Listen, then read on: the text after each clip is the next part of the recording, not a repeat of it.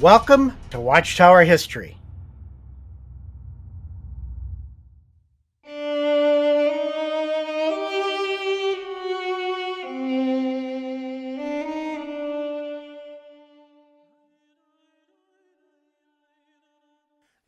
In Sachsenhausen we had to push iron trucks.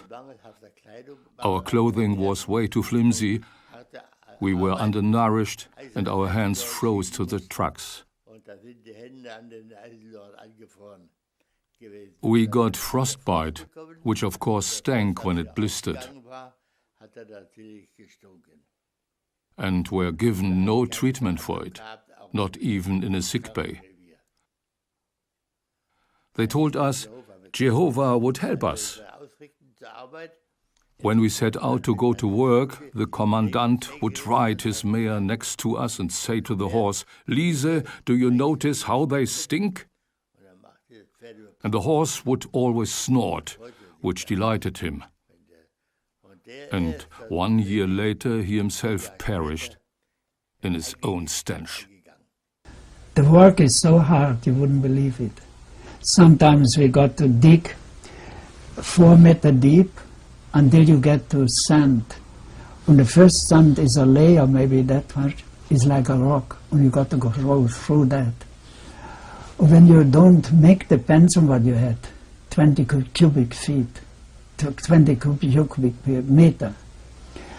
And then, if you haven't finished it, you have to, the other one is added the next day. That's why so many committed suicide, they know they cannot do it anymore. Conditions in the camp were brutal. Outside the camp was the stone quarry, where the inmates cut blocks for the camp's buildings and roads. Every day there was a rush to the tool pile. Those without a tool were forced to use their bare hands. They slaved at breakneck speed under the sweltering heat of summer, splitting and lugging massive stones, exterminating the weak and frail daily. Carried back like cords of wood, their corpses were dumped onto the roll call square so that the Lagerführer could get an accurate head count. Outbreaks of dysentery and typhus among the prisoners were common. Sometimes hundreds would die. There was never enough food or water. After a failed assassination attempt on the Führer's life by Georg Elser on November 8, 1939, Hitler was so furious that he stopped prisoners' food rations in the camp for 3 days. For Jews, 6 days. After 3 days without food, starving Jews started begging us for food. Although we were desperately hungry ourselves, we shared what little we had with them. In 1939, SS Reichsfuhrer Heinrich Himmler described the conditions in the concentration camps. Camps are a strict measure. It is true. Hard work creates new values. A regular daily routine, phenomenal cleanliness and hygiene, first-class food, strict but fair treatment. The reality of life in the camps reflected the enormity of the lie. In Buchenwald, more than 400 Jehovah's Witnesses were imprisoned in blockhouse number 44, separated from the other prisoners. The barracks had rows of wooden bunks stacked like shelves. At 4 a.m., the SS, screaming, would storm the barracks. They had only minutes to clean up and eat whatever scraps of food they had, then rush off at breakneck speed to roll call. Tired, hungry, shivering, often standing at attention for hours. It was the scene of unimaginable brutality. They worked us to death. On one occasion, I was so weak that I blacked out. 2 inmates carried me to the infirmary, where I barely escaped lethal injection. The SS were killing prisoners too weak to work. At first, Jehovah's Witnesses and political prisoners made up the largest groups in the Sachsenhausen concentration camp near Berlin. Approximately 500 Bible students were kept imprisoned in a barbed wire enclosure inside the camp, where helplessly they were exposed to arbitrary acts by the sadistic SS guards. Josef Rehwald was imprisoned here too. Many of his fellow witnesses were murdered for rejecting the Nazi leadership. One of them was the miner Johann Ludwig Rachuba.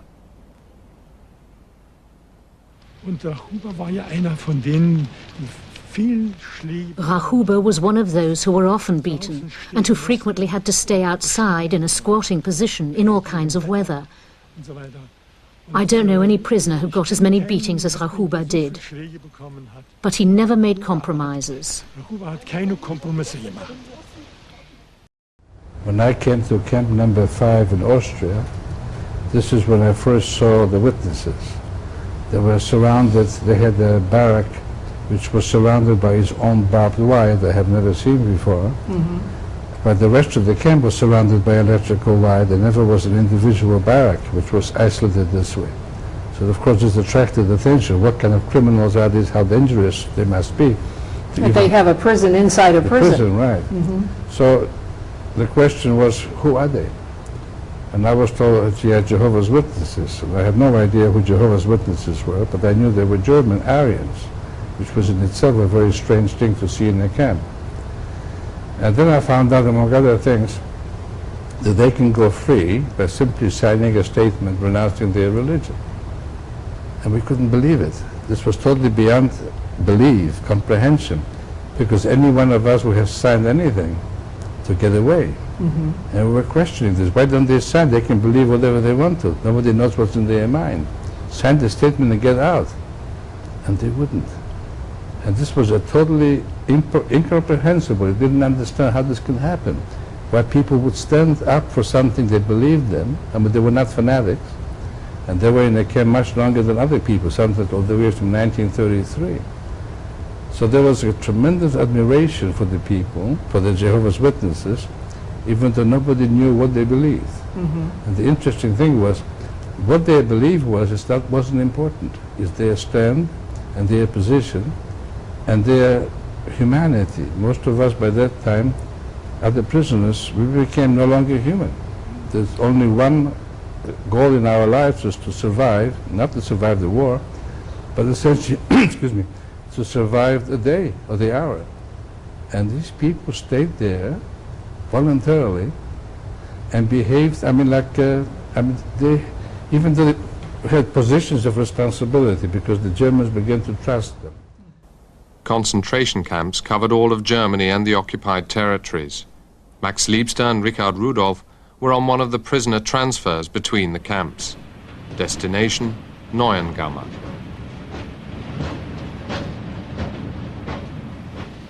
The weather up north in Neuengamme was disastrous that spring. Our clothes were only made of cleaning cloth material, and what with the constant east wind and the terrible rain, we were always wet. Soon our shirts consisted of nothing but a few threads. So that was how we started off in Neuengamme. Der Lagerführer hat gesagt, die 30 Juden können wir in dieselbe Baracke machen mit Jehovah's Zeugen. The camp commandant said, we can stick the 30 Jews into the same block with the Jehovah's Witnesses. They believe in the same God. I was very happy to find Jehovah's Witnesses again in Neuengamme. There was peace and order in their block, an atmosphere quite different from the other blocks. Whenever they got a chance, they'd study the Bible and tell Bible stories. I became more and more convinced that Jehovah's Witnesses both teach and live the truth, for they prefer dying to killing others. Physically exhausted but spiritually strong, the Bible students unswervingly kept holding fast to their conviction. They found the spiritual means to keep their faith alive every day and even risked their lives just to get hold of a Bible somehow. When a Bible was smuggled in, it was taken apart and divided up into single books. I got the book of Job, which I somehow had to keep hidden on my body. I was only able to read it during the night, and after 3 months I had to return it. Every Sunday we would listen to a biblical talk on the first floor of Block 44, whilst some of the brothers kept watch so that we would not be taken by surprise. One Sunday, it was my turn to keep watch. All of a sudden, someone patted me on the shoulder. It was an SS man who, pointing upwards, said, "Just carry on." His gesture indicated that he had known all along about our secret meetings and had no objection to them. I like this story here. Will good conquer evil from the February 1st, 1993 Watchtower. It says Elsie witnessed to a 14-year-old in the Dachau camp.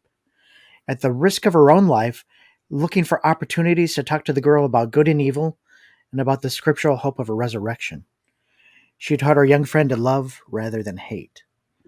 So there was witnessing going on in the camps, even though they would have been abused, or if they got caught, or even killed.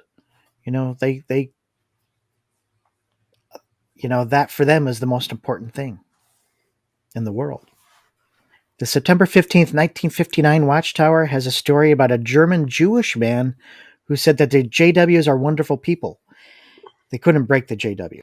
The August 8th, 81 Awake magazine says, I saw people who became very, very good people who became absolutely mean. The nicest group were the JWs. I take my hat off to those people.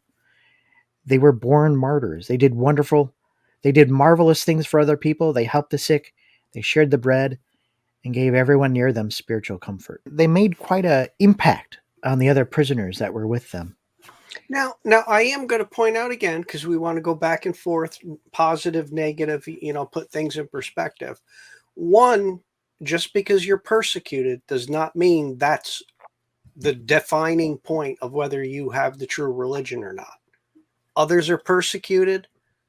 Even the ones that Jehovah's Witnesses say are not going to survive Armageddon are persecuted today. And remember, being a good person, this and that. The Nazis were commending who were good Germans. And what were good Germans? Those were those perpetrating the acts of evil. So a lot of things have to be put in perspective here, and for the viewer to balance out on how to take the Jehovah Witness stand. Just because they took a stand doesn't mean that they had the right religion, and vice versa. And while we're showing a lot of the positive stories, there are some negative ones as well, and we'll get to some of those in a future part of these discussions. But there are stories of some of the fellow prisoners who saw good things from the witnesses, which we're looking at here. Mm-hmm. And there are some not so positive stories. And some of the reasons why that is, I think, is very telling to the Jehovah's Witness faith as a whole. But I think this standing firm, this example they set for the other prisoners, it was something that was memorable enough that even years later, people were telling those stories. So, Jeff, go on and contribute what the September 15th, 1963 Watchtower has to say. Again, here's a story about Himmler again. He was the Nazi leader of the SS and the Third Reich, and he was plagued by stomach cramps. So there was a Dr. Kirsten, who was a Jehovah's Witness, who gained tremendous influence over the Nazi leader because he was able to help him out. And so he was able to wring concessions from Himmler that saved thousands of persons from death. And so there's a book called The Jehovah's Witnesses, and in the book, it says, the Jehovah's Witnesses were seized and thrown into concentration camps where they were treated in a particularly inhuman manner. Kirsten found out about this and decided to help them. With war consuming more and more human lives, it had become common practice to use the people in concentration camps to work in factories and on farms. Inspectors and even dogs trained to make them work as quickly as possible came along with them. One day, Kirsten told Himmler that he lacked hands at Hotzerwalde. He asked him if he could get some from the concentration camps. What kind of prisoners do you want? Himmler asked. You have many Jehovah's Witnesses, Kirsten said. They are honest and good people. See here, Himmler cried. They are against the war and the Fuhrer. Let's not get into an intellectual discussion. I have a practical problem. Do me a favor. Get me some women from this sect. They are real hard-working farmers. Very well, Himmler said. But without guards and dogs, Kirsten continued.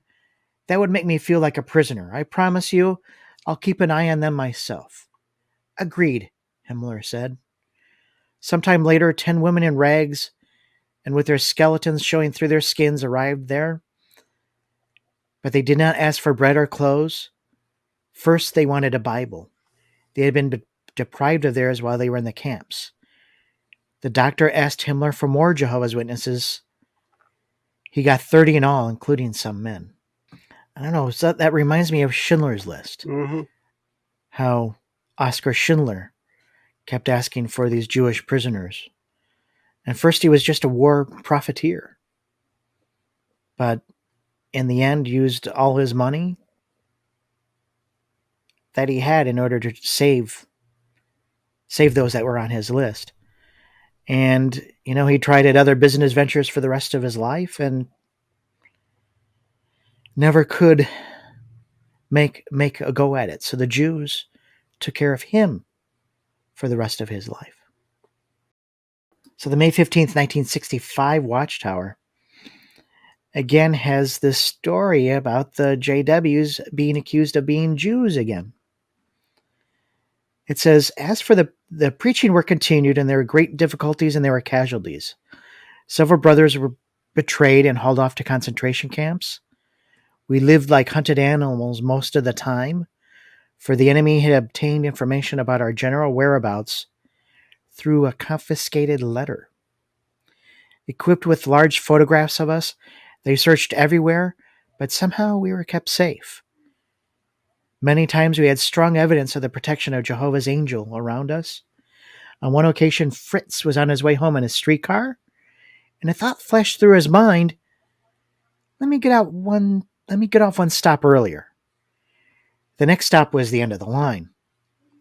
On his arrival, we were all pale from fear, and Fritz wondered why. Well, at the end of the line, all the passengers were being checked by the Gestapo. The December 22nd, 2001 Awake has a story from Rachel. Saxion Levy. She was a Jewish woman who was witnessed to in 1940, and she became a JW during the Nazi persecution. After she became a JW, she somehow spent 60 hours a month witnessing. She said, I often escaped capture by the skin of my teeth. One evening, a witness was taking me to a new hiding place on his bike.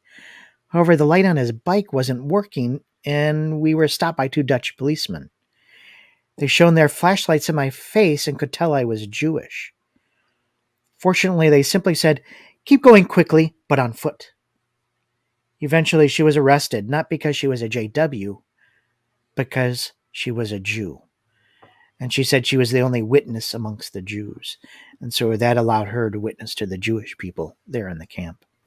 She also refused to build parts for the bombers, so they beat her. She said in the mines near the camp, prisoners were put to work making parts for bombers, and when she refused to do this, she received hard blows. The guards snarled that I had better be prepared to come to work the next day. A little bit further down, it says, she's talking to one of the fellow prisoners. The barracks were searched, and I was brought out. That is when one of the guards hit me repeatedly, asking, who is it that does not allow you to work? Each time I said that it was God. That is when another guard told her, you might as well stop. Those Bibelforscher will let themselves be beaten to death for their God. Her words strengthened me enormously. Since cleaning toilets was assigned as punishment and was the filthiest work I could think of, I offered to do it. I was happy to receive that assignment because it was work I could conscientiously do. One morning, the camp commander, who was feared by everyone, came along. He stood in front of me and said, so, you are the Jew that doesn't want to work? You can see that I am working, I replied. But you will not work for the war effort, will you? No, I answered, God does not want that. But you would not be taking part in killing, would you? I explained that if I took part in making weapons, I would be violating my Christian conscience. He took my broom and said, I can kill you with this, can't I? Oh, sure, I answered. But a broom is not made for that. A gun is. We talked about Jesus being a Jew and about the fact that even though I was Jewish, I had become one of Jehovah's Witnesses. When he walked away, fellow prisoners came up to me, surprised that I had the nerve to speak to the camp commander so calmly. I told him it wasn't a matter of nerve, but I could do it because my God had given me the strength to do so. Albert Wandrus has a story, Forget Not All of His Benefits, from the September 1st, 1965 tower. And he says 1933 marked the beginning of the Hitler regime, and they had to go underground in 1934. They said Bible literature was secretly brought in from Switzerland, Holland, and it wasn't restricted to the Watchtower, but they also had books like Preservation and Preparation. Since the Gestapo was looking for him and a warrant for his arrest, he had difficulty in crossing the border. So in one instance, two of us were walking along playing our harmonicas when a Swiss guard called out to us.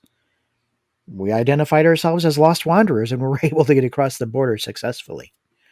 Often I didn't know where to spend the night, for the brothers with whom I associated were themselves being watched. Many times I slept in traveling trains, but checks were made there too. And it's interesting, playing the harmonica probably was so obviously making noise, seeking attention, that they let him go. But it was also distracting, right? Yeah, we're lost. Where are we? Go that way. And good for them. Good for them. I give them credit for that. So in Hez's book, Kirsten John Stuke says that the persecution following the 1936 convention, Klo lost his job because of his refusal to conform to Germanic standards, and he made his living as a traveling salesman. He also produced illegal phonograph records with biblical maxims and readings. So that was his way of witnessing, right? He was sentenced to 2.5 years in prison because of illegal activities for the Bible students that had already been banned, a couple years before. After serving his sentence, he was remanded to Sachsenhausen and from there to another camp. The second case, and he stayed there till the camp's liberation. And the other case was that of Max Hollweg. He was ostracized before he was arrested and sent to a camp, and he refused to join the Nazi organization, and as a result was dismissed from various jobs. Apprenticed as a stonemason, he worked as a plasterer, an unskilled laborer, and as a day laborer. Although under police surveillance because of continual job changes, Hollweg participated in the illegal activities of the Bible students. He participated in the National Letter in the campaign in 1937, another open letter to the Germans. And it said, to the Germans who believe in the Bible and love Christ. He was imprisoned during the ensuing wave of arrests, and after several prison stays, was transferred to Buchenwald.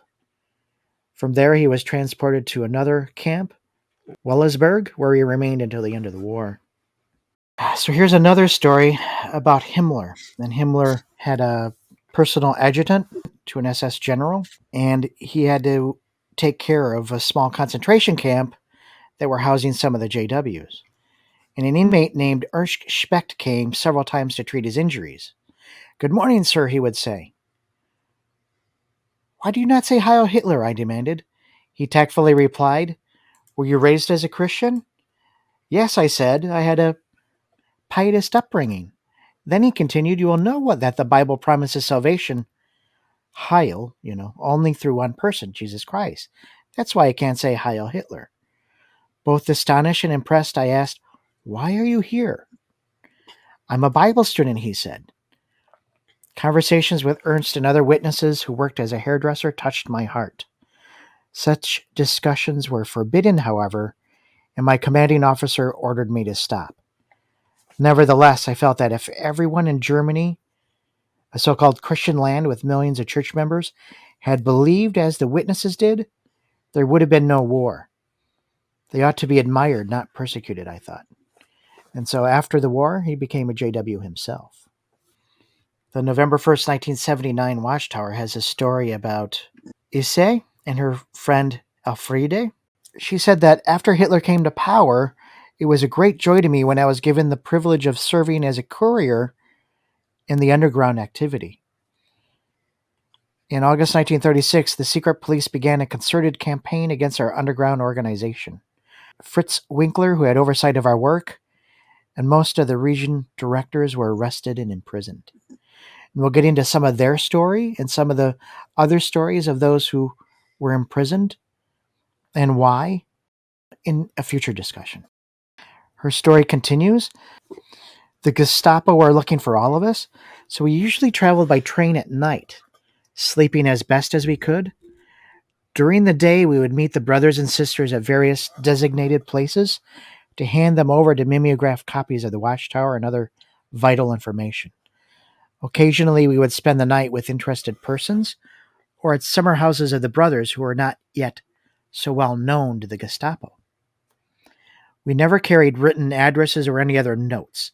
We memorized everything. Thus, if we were arrested, the police would not obtain evidence to incriminate anyone. We repeatedly felt Jehovah's protection. This was especially true when we were organizing for the distribution of the resolution that we were talking about earlier. But on March 21st, 1937, less than 2 weeks after she first met this lady, her and Brother Frost were arrested. We'll get into Frost's story as well. So there's several articles with this story, the same story in the Watchtower. The June 15th, 1981 Watchtower has this partial description of what life was like for her at Ravensbrück. She was appointed the Black Senior in Block 3 that, the Bible students were housed in. She said, I took up my duties that afternoon at Block 3. There was a very different atmosphere here. The place was silent and smelled of cleaning powder, disinfectant, and cabbage soup. 270 women sat at the tables. As soon as I went into the room, a tall blonde woman rose, led me to a seat, and served me with a bowl of cabbage soup. I hardly knew what to do. Well, I would grab a spoon and eat it. Yeah. But, it's kindness, right? How do you win someone over? How do you get rid of your enemy? Or you make your enemy your friend. And so that's kind of, I think, what's going on there. So she said it was not long until they realized I was a very unlikely convert. But they continued to show me their sympathy and never ceased to hope that one day I might see the light. As far as I could make out, they believed the whole of humanity, with the exceptions of Jehovah's Witnesses, was soon to be cast into everlasting darkness when the world came to an end. Good was to triumph finally over evil. The nation was no longer to lift up sword against nation. The leopard would lie down with the kid and the calf and the young lion and the fatling together. And so, again, remember, we were talking in our previous discussion about the message of hope. This doesn't sound like a message of hope to me. This sounds like a message of hate. I mean, they truly believe it. And if you're a Jehovah's Witness listening to this, I'm not trying to discourage you or make fun, but to think that God is going to come down and destroy all humanity with the exception of Jehovah's Witnesses, that's quite a judgment, quite a statement. The earlier view of Russell was that when Armageddon would come, that all of the unbelievers would be given an opportunity. When Rutherford came in, this was quite a shift. It was quite a change. Russell seemed to focus more on the New Testament side of things, whereas Rutherford looked more at the Old, the more vindictive, judgmental kind of God that some people think is there. And but so the order of the Bible is from the New Testament showing unfolding into Christianity and where it is going. It's a story from beginning to end, what he wants. And where are we going with this story?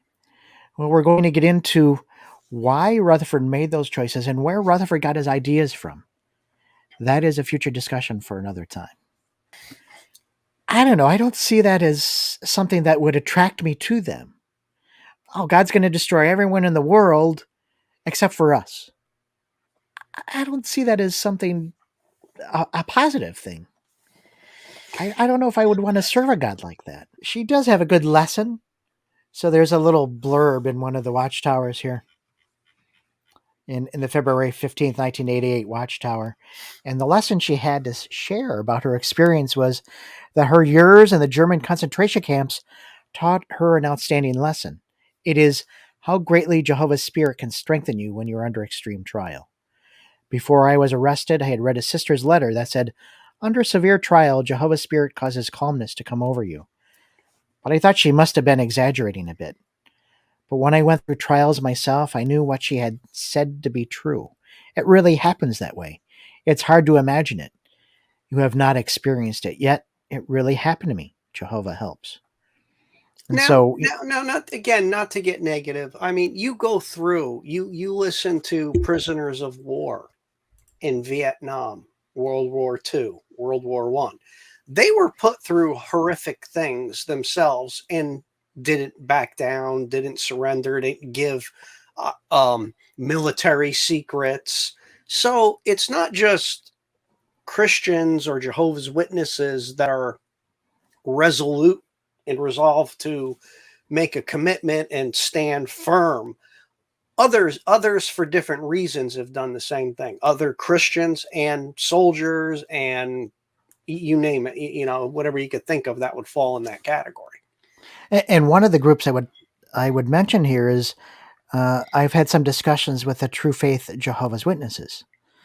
They were a part of the Jehovah's Witnesses while under communism, but after communism fell and the literature was starting to get into those former communist lands. They couldn't believe what they were reading. They couldn't believe the changes, right? And so they decided, well, we got to be the only true faith ones.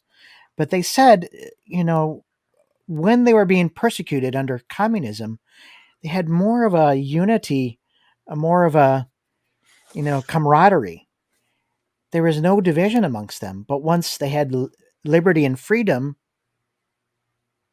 and they realized they could have this freedom of thought of their own, it was an experience for them. And so they separated into their own little group. But some of the XJWs there, or some of the Jehovah's Witnesses there, said that, you couldn't, if you had children, right, you couldn't use real names because if they're going to ask the children, the child's not going to know, to keep a secret or not. So they would just use code names. So they would say Uncle Mickey Mouse, whatever. They would, Aunt Susie, Uncle Jeremiah. They would use all these code names and they would never use the real name so that if the kids were ever asked, the kids could just say, yeah, Uncle Mickey Mouse was here. So the communists would go off trying to find, Uncle Mickey Mouse and they could never find the person because the name didn't exist. So there was always creative ways of trying to get around the possible situations they would find themselves in. I've always been amazed and humorously about the True Faith Jehovah's Witnesses. And what amazes me more than anything, not what they believe, but the fact that just being separated for so many years from a Watchtower discussion, from separating from the society, and then all of a sudden, boom, here's the new literature. Think about how much of a difference their ideas changed, that even witnesses who were persecuted can't grasp such changes that take place. And when Jehovah's Witnesses argue this new light theory, that it's new light, you can't be that off that even your own members, if they were locked in a time machine or a time warp for 20 years or whatever, could come out and it'd be that different, that you're still under God's direction. I can't see personally God changing the new light so much in such a short period of time. It's just more that for me to handle. And yet they had that strength and that resolve to stand firm against their communist overlords. So they had that strength, they had that resolve to hold firm to the faith that they thought they had, to hold firm to their faith. And they still are a group there today. Some Well, of them have so returned did back to those. the organization. Some returned back to the organization, but there is a big group of them that still have not yet. Okay, you could go back for a counter argument. The Inquisition. All those people had to do was renounce their faith. They weren't Jehovah's Witnesses. They were Catholics. All they had to do was say, you could save yourself hours of torture in a in a spigot over a fire and hung in Iron Maidens and all kinds of. All you had to do was hey, the Pope. I agree. So there's people. Even the witnesses criticize the Catholic Church, but the Inquisition was such a phenomenal thing. If you wouldn't have heard about it unless people stood firm and resisted that. So it's not, and I'm not taking away from what these people did. What I'm actually doing is putting them in the category with everybody else, while the Jehovah's Witnesses are trying to make a category all to themselves. I think that's the difference there, yeah. Because when you hear a lot of these stories about how Christians were tortured or survived under communism or other Christian denominations in the Nazi camps, what happened under the Inquisition, they don't limit themselves to say, hey, only we're the true ones, only we held the faith and the others didn't. It seems that the witnesses, when they tell the story, they tell it a little bit differently. But we'll get into that and the reasons why. That is another discussion for another time. Coming soon. Yeah, so her story continues. She was given privileges to take care of officers' children. And when the war ended, or was ending, the SS officer and his wife decided to flee, and they took Gertrude with them.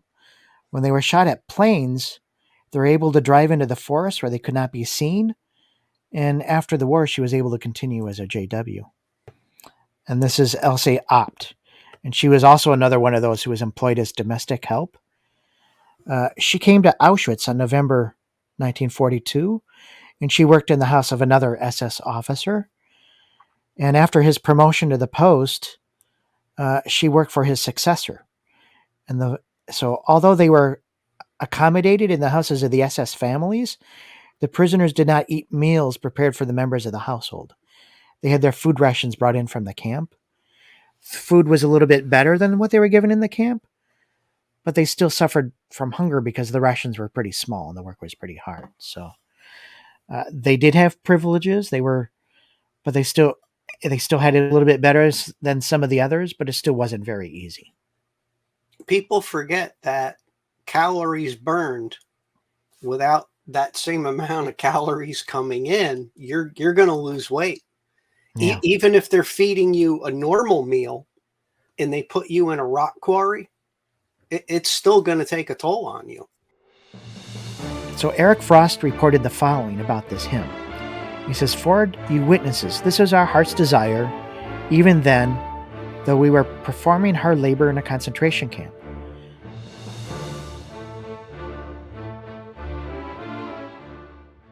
There's a story about Eric Frost, and we'll get into Eric's story, a little bit more of the details surrounding his story in that future discussion.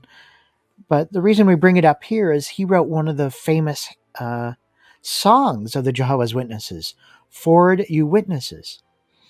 And in this article here, in the March 15th, 1988 Watchtower, it says, "Firm and determined in this time of the end, prepared are God's servants and the good news to defend. Though Satan against them is vaulted, in God's strength they keep on undaunted." And these are the opening lines of song number 29 in the songbook of the Jehovah's Witnesses, Sing Praises to Jehovah. And what they wanted to say here is that this melody was composed in a concentration camp in Germany. A composer's mind is always humming with various melodies, so the song's music had been in my head a long time. The labor group I belonged to, consisting of 40 witnesses, had a half-hour march every day to a sewage plant outside the camp. En route one morning, the thought occurred to me, it's time to put some lyrics to the melody so that it can be sung. And soon the first verse began taking form in my mind. So in 1936, he was put in charge of the underground work of the persecuted witnesses of Jehovah in Germany. And he did well in that assignment for 8 months until he was put in a concentration camp. And we'll get more into his story and what happened. There's some documents where you can actually see his arrest and a statement that he signed. We'll get into that story in the future here. I Stay tuned. laugh because I know a former Jehovah Witness who he joined some Adventist groups, some group, I don't know, Lutheran, whatever, but they still sing the old songs. And we were laughing, I talk about, because they're dirges back then. And he laughs. What's funny about it is even though he doesn't like what he came from, he loves the Jehovah Witness songs, and he wished that the new church would sing the Jehovah Witness songs, which is funny. And they are pretty lively compared to, the dirge, the old fashioned, Come on, I like some of the old hymns. I like Amazing Grace. That's one of my favorite ones. But anyway, Frost continues his story in the Jehovah's Witnesses and the Nazis book. It says, the inmates worked hard clearing the woods on the site and laying down the foundations, and during the night they were locked up in a neighboring town jail while they're singing this song that he's composing, So Brother and Sister Potzinger, and he was one of the members of the governing body, and this is his obituary in the Watchtower. The Watchtower says September 15th, 1988. It says him and his wife were married in 1936, and that's when he was put in a concentration camp for refusal to renounce his faith. His wife was imprisoned elsewhere, but he was sent to Dachau and then to the extermination camp at Mauthausen. There, the Gestapo used starvation diets, whippings, and indescribable brutality to induce him and other witnesses to break their integrity to Jehovah God, but he clung to the true faith, and after 9 years of cruel imprisonment, they were released in 1945.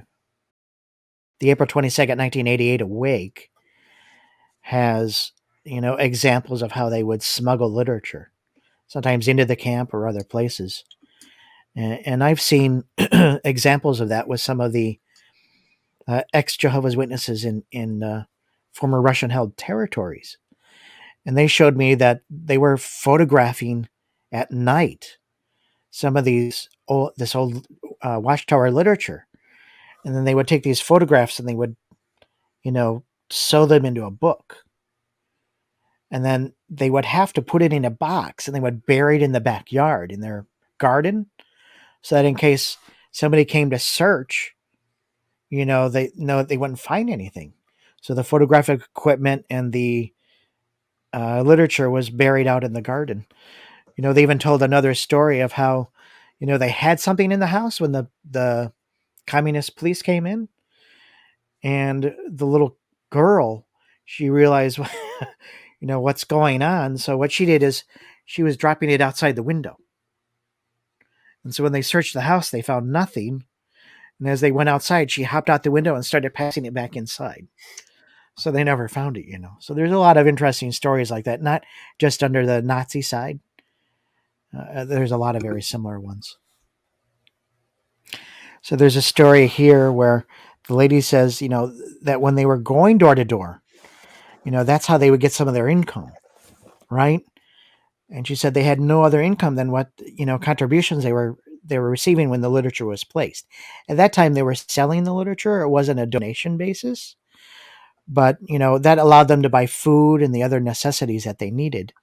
And if there was a little money left over, then they divided it amongst the other pioneers. Okay, did Rutherford know about this practice? I think that's the way that Russell had it set up, right? That was even earlier on. I think the things changed in the United States back in the 80s, right? When the laws here in the United States, other... No, but you were supposed to, whatever money you made, you were supposed to give totally back to the organization. Oh, yeah. I didn't think about that. Yeah. Yeah. So if you sold the book, whatever it was, a quarter back in their day, and you sold the book for $1 and they gave you $1.50 or $2 here, that was to go back to Beth Sarim. So here they're showing they're using money, unless it was somebody said, here's for if we know you need food, take this. I think coal porters in that were allowed to do Yeah, that. that's what I'm thinking. That this is what this is. I think that they would buy the books already from Watchtower, so Watchtower already had the money, and then they would add a little increase in price. They would get it at bulk cost, right, at the cost of the printing. And That's then, right. I forgot yeah, I forgot about that. yeah, Yeah. and so then they would sell it for their expenses. In Pioneers, Culper got it Yeah. at a reduced rate. Yes, I forgot about that for their desk money. I forgot. But because laws changed in various countries, Mhm. there are a lot of preachers out there that are trying to make money and, non taxable, and some abuse their situations, and certain rules and laws had to be changed in various countries. So it became a donation based, rather than, actually selling the literature. I remember when they came out with that new, because I would kid with my grandmother and whatnot. But the funny part of it is how they came out with it was like it's a new loving provision, so that everybody can, and they went on about it.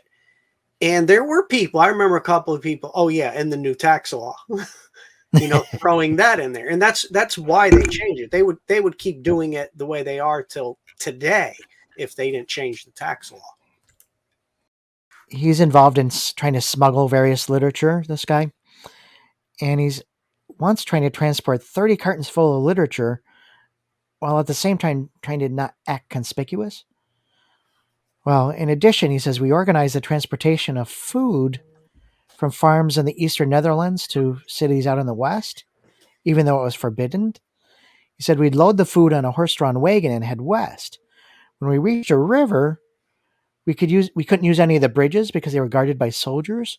Instead, they loaded the cargo onto little boats, shuttled it across the river, and then they'd take the cargo off again onto another wagon. When we reached the city that was our destination, we waited till darkness fell, pulled socks over the horses' hooves to quiet them down, and quietly entered the congregation's secret food depot. And from there, food was distributed to many of the brothers. So not only literature was distributed and smuggled, they had to smuggle food as well. So the 1974 Yearbook of Jehovah's Witnesses also talks about this and is very similar to what we've already seen. They had very little opportunity to obtain Bibles or other publications.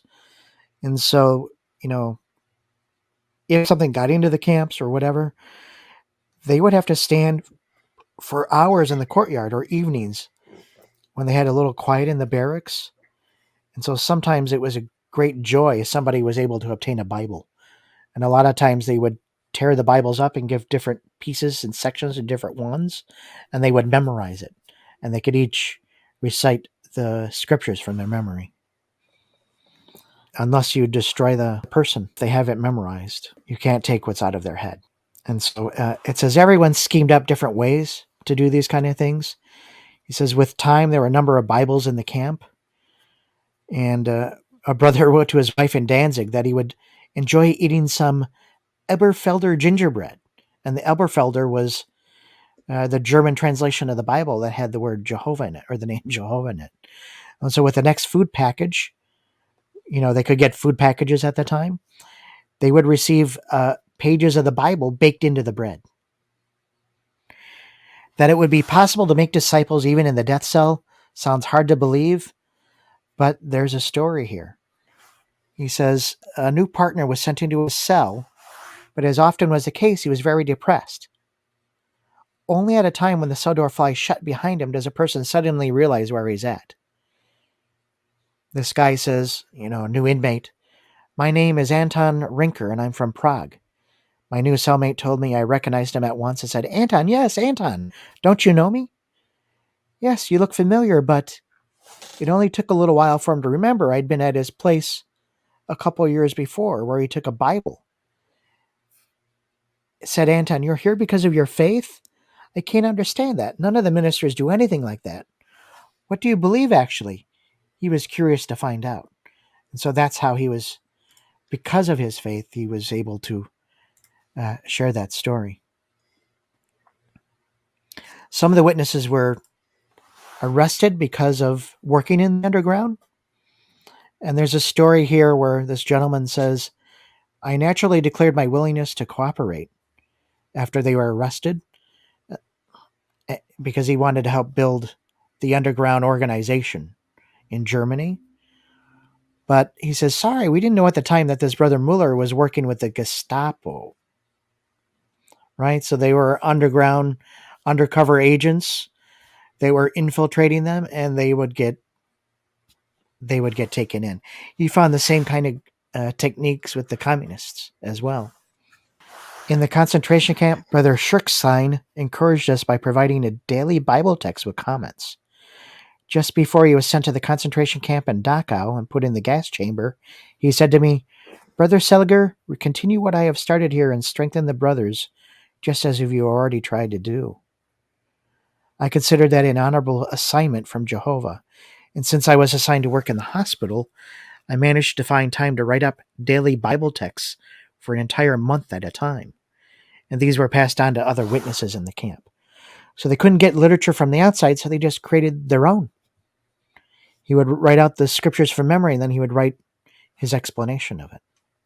Which seems like a more reasonable response. Rather than put others outside at risk to bring stuff in and go through all that. That seems like a more realistic response if you want to read scriptures and go over things. It reminds me, at one point at a job I had to deal with inmates.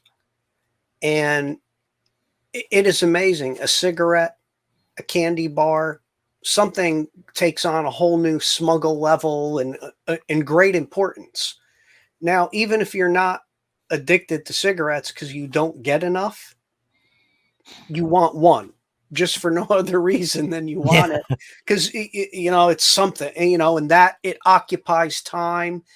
It is a lot of it. It feels like you're getting away with something. You're getting a victory. I always thought, regardless, and not just Jehovah's Witnesses, there's a balance between, trying to, like the horses with hoofs, going through that smuggling literature, when you could do like this guy did. Hey, let's write some stuff. We all remember enough scriptures. Let's do that. So whatever it's worth, that's my own opinion. Yeah. There's a lot of stories like this, but there's one I like here, and it's from Professor Emily Barron. And she wrote a book, Descent on the Margins, How Soviet Jehovah's Witnesses Defied Communism and Lived to Preach About It. She tells some of the stories of these Soviet Jehovah's Witnesses, some of them who had been in Nazi concentration camps. She says, one man joined the witnesses after being sent to a German POW camp, where witnesses shared a vision of a coming paradise without national divisions or war. Upon liberation, he refused to return in uniform in the Red Army and was sentenced to 7 years in prison by a military tribunal in Ukraine. Michelle Reinhardt and Sylvia Grafford's work on witnesses under the Nazi regime documents the baptism of 227 Russian women and 73 Ukrainians at the Ravensbrück concentration camp in Germany. Some of these members may have not retained their faith after the war when they returned to Soviet territories and lost contact with other witnesses. And those from Western borderlands were the most likely to find fellow witnesses to sustain their faith. And so she's actually one who actually traveled to Russia and tried to interview a lot of the people there about those stories and get some of the documentation for that as well. And I think that was her master's thesis for her, and that became a book. And now I'm told that she has a second book coming out, continuing the same theme.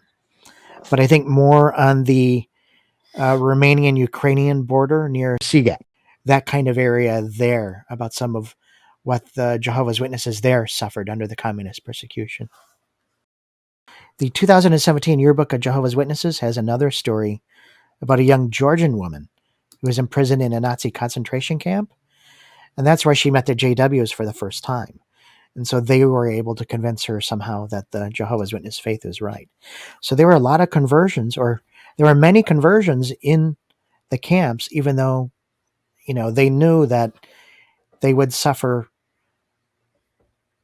just because of being Bible students. So whatever persecution they were already in there for, that would have been an added persecution for them as well. Now, how did the Nazis try and deal with that? They thought maybe at one point, maybe if we separate them out, right? If we don't keep the Bible students together, if we separate them out, that might help quiet them down. But according to Detlef Garbe, he says, the SS began to isolate the Bible students from other prisoners in the concentration camps early on by placing them in separate barracks and labor details. With these measures, the SS tried to stop the enthusiastic preaching activity of the Bible students and restrict their possibilities of communicating with other prisoners. On December 9th, 1935, they gave the following instructions.